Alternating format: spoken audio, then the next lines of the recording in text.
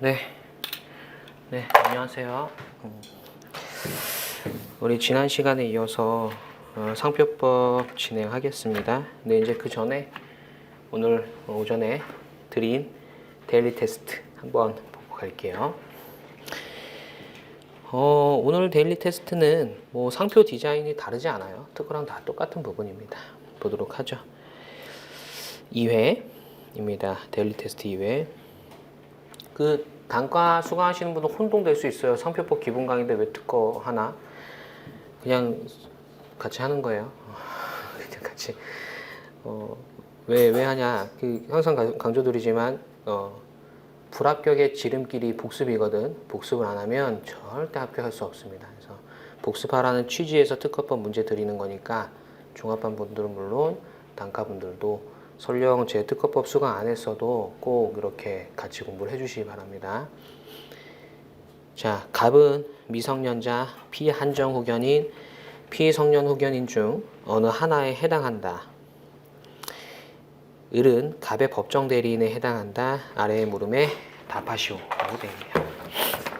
자, 1번 갑은 을에 의하지 아니하면 특허에 관한 권리를 향유할 수 없는가? 이건 무슨 문제죠? 특허 권자가 될 수 있냐, 아니 뭐 특허에 관한 권리, 실시 권자가 될 수 있냐 이런 거거든. 이런 건 뭐라 그러죠? 권리 능력이라 그래. 미성년자 피한정 후견인, 피성년 후견인은 미성년자 피한정 후견인, 피성년 후견인은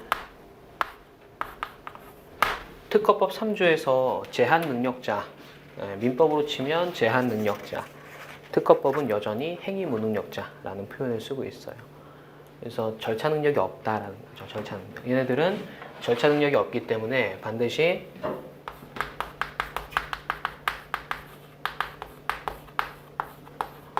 법정 대리인에 의해서만 특허에 관한 절차를 밟을 수 있게 돼.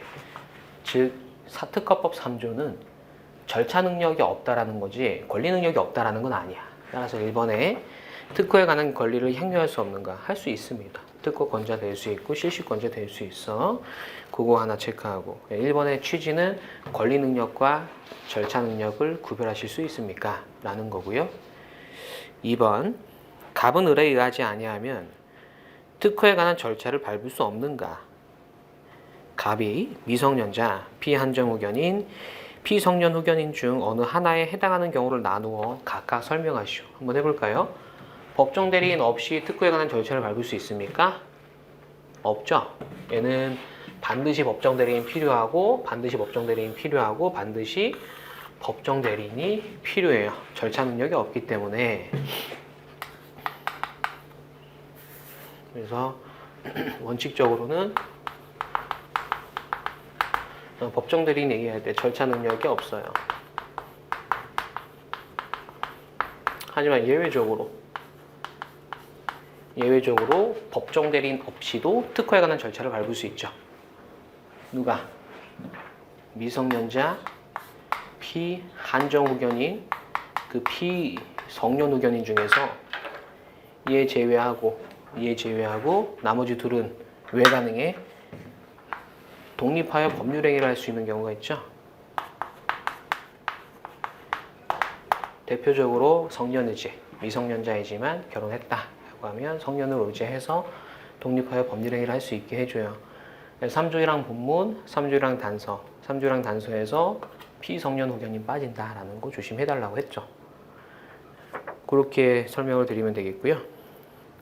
3번 갑은 피한정 후견인 또는 피성년 후견인이고 을이 후견인이라 한다. 법정 대리인은 누가 있어요? 법정 대리인은 친권자 아니면 후견인이죠. 후견인. 지금 상황은 갑이 피한정 후견인 또는 피성년 후견인이고 을이 지금 후견인이라는 후견인.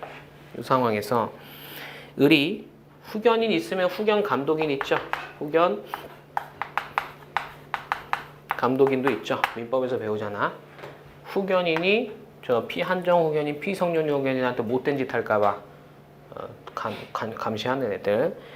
후견 감독인의 동의 없이도 갑을 대리해서 특허에 관한 절차를 밟을 수 있는 경우에는 무엇이 있는가? 원칙적으로 이 후견인은 친권자보다 대리권의 범위가 좁아. 그렇기 때문에 후견 감독인의 동의를 받아서 행위 무능력자를 도와줘야 돼요.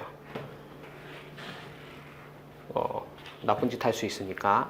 하지만 예외적으로 후견인이 후견 감독인 동의 없이 할 수 있는 절차가 있죠. 감독인 동의와 관련해서 원칙적으로는 동의가 필요한 거야. 하지만 예외적으로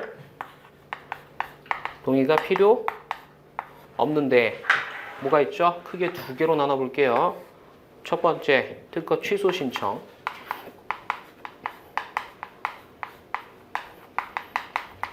특허 취소 신청에 관한 절차는 누구든지 할 수 있죠. 취소신청 일단 신청에는 누구든지 할 수 있어. 그걸 법정 대리을이 후견 감독인 동의 없이 할 수 있다라는 거고, 더 나아가서 취소 신청 당해도 그 절차도 스스로 할 수 있게 되는 거야.